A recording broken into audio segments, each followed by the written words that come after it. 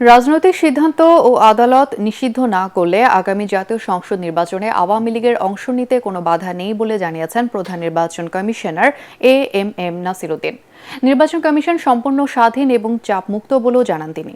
সকালে চট্টগ্রাম সার্কিট হাউসে সাংবাদিকদের প্রশ্নের জবাবে সিইসি এসব কথা বলেন।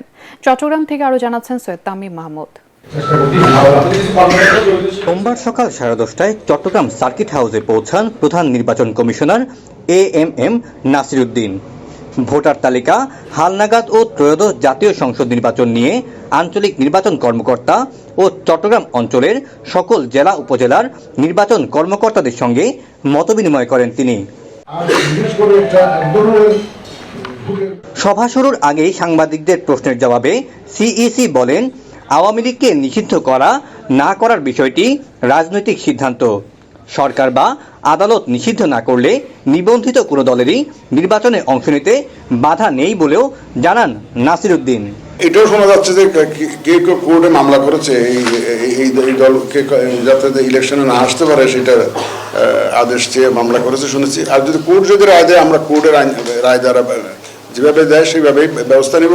এ সময় সিইসি বলেন, বর্তমান নির্বাচন কমিশন সম্পূর্ণ স্বাধীন, কমিশনের উপর কোনো চাপ নেই। আমরা শুধু বিবেকের চাপে, আইন কানুনের চাপে, শাসনতন্ত্রের চাপে, এই বিধিবিধানের মধ্যে কাজ করার যে একটা সেটুকুর মধ্যে আছে।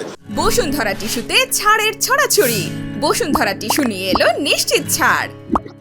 বর্তমান তালিকায় অনেক ভুয়া ভোটার আছে জানিয়ে সিইসি বলেন, যাচাই বাছাইয়ের মাধ্যমে এটি হালনাগাদ করা হবে। এখানে আমরা কাজ করতে গিয়ে দেখেছি যে এখানে বহু ফেক ভোটার আছে, অনেক বিদেশি ভোটার হয়ে গেছে, অনেক ভোটার মারা গেছে এবং অনেকে মনে করে যে ভোটার হয়ে কি হবে, আমার তো ভোটই দিতে পারবো না, কেউ না কেউ দিয়ে দেবে, কষ্ট করে শুধু শুধু জামা লাগে ইলেকশন অফিসে গিয়ে লাভটা কি।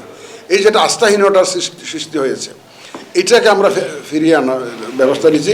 আগামী 6 মাসের মধ্যে ভোটার তালিকার হালনাগাদ কাজ শেষ করে ত্রয়োদশ জাতীয় সংসদ নির্বাচনকে অবাধ, সুন্দর ও গ্রহণযোগ্য করাই কমিশনের মূল কাজ বলেও জানান সিইসি।